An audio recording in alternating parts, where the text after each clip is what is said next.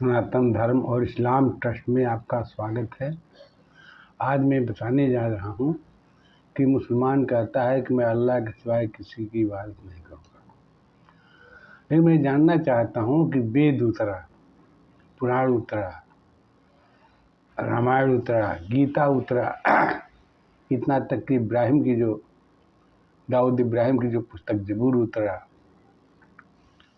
और ईसाई की पुस्तक बाइबिल उतरा, उसके बाद मूसा की पुस्तक तौरात उतरा, लेकिन किसी में अल्लाह का नाम नहीं था।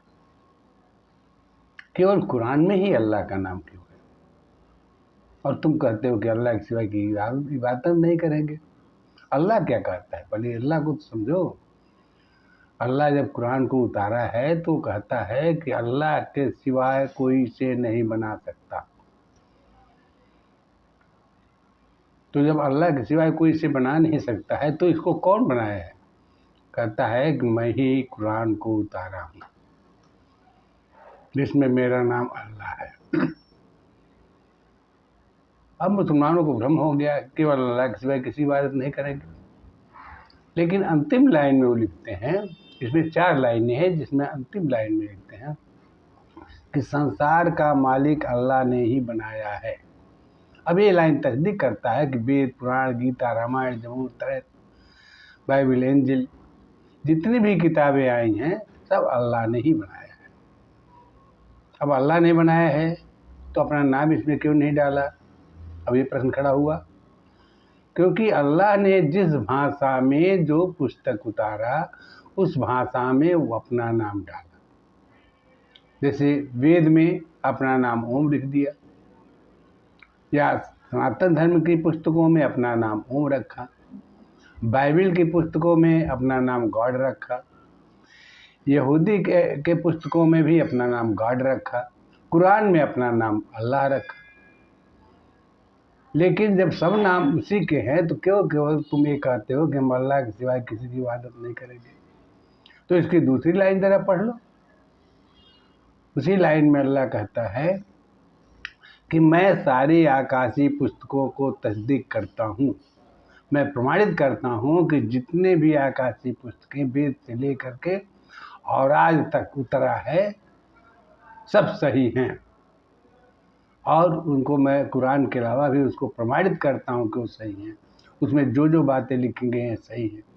सारी आकाशी पुस्तकों को मैं तस्दीक करता हूँ। तो जब सब सही हैं तो ये लिखा हुआ है रामायण में राम ईश्वर हैं, तो राम ईश्वर हैं मानो। जब गीता में लिखा है कृष्ण ईश्वर है तो ईश्वर मानो। लेकिन तुमको तो कुछ मानना नहीं है, क्योंकि तुम्हारा ज्ञान ही वैसा है, और उस ज्ञान के पीछे तुम क्या समझ सकते हो? कुरान तो पढ़ते ही नहीं हो। जब ये कहते हैं कि राम ईश्वर हैं तो मानो, लेकिन तुम नहीं मानो, क्योंकि तुम्हारा ज्ञान अधूरा है। कारण उसका क्या है? कारण उसका ये है कि इसमें आगे लिखते हैं कि सारी आकाशी पुस्तकों को तस्दीक करता हूँ, उसी का तफसील, अर्थात जो चीज़ भी कुरान में लिखा गया है ये तुम्हारे समझ में नहीं आता है तो उसका तफसील जो है वेद, पुराण, गीता, रामायण, ज़बूर, तौरात, इसमें मिल जाएगा। तुम पढ़ोगे सब में मिल जाएगा, क्योंकि सबको मैंने ही उतारा है और मैं संसार का मालिक हूँ। क्योंकि अब कुरान की कई आयतों के बारे में बताऊंगा जिसमें कि थोड़ी बातें लिखी गई हैं, बहुत बातें नहीं मालूम है, और मुसलमान को समझ नहीं रहा है। और हम हिंदुओं को उसने एक निर्देश दिया है कि यदि मुसलमान को समझ में न आवे तो आप समझाइए।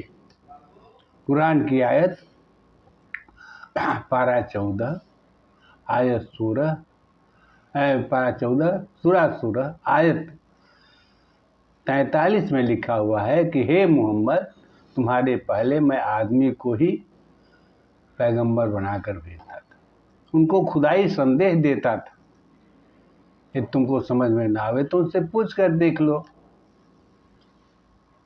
तो इस तरह से मोहम्मद ने मुझको भी संदेश दिया है कि सारी सूचनाएं जो मुसलमान गलत समझता है उसको आप समझाइए और उनको बताइए कि ये जितनी चीज़ें तुम गलत कर रहे हो ये सब गलत है, अल्लाह पर कुफ्र हो रहा है, अल्लाह तुमसे नाराज़ हो जाएगा। और देखना हो तो पाकिस्तान का, बांग्लादेश का, ये ईरान का, इराक का, ये सब जो ढलाई देख लो इन लोगों के अंदर क्या बात है। अल्लाह किसी पर खुश नहीं, अल्लाह हमेशा इस पर नाराज़ है। क्योंकि मैं ही ने सारा पुस्तक बनाया, जो पूजा पाठ की पद्धति मैंने ही बनाया। उन पुस्तकों को क्यों इनकार करते हो? इस आयत में जो है वो अल्लाह करता है, लेकिन ये तो कहते हैं कि अल्लाह के सिवा किसी बात नहीं करेंगे। तो आपको इसी बात को कि अल्लाह कौन है और किसकी इबादत करनी है, मैं इस बात को अगले प्रकरण में आपको बताऊंगा।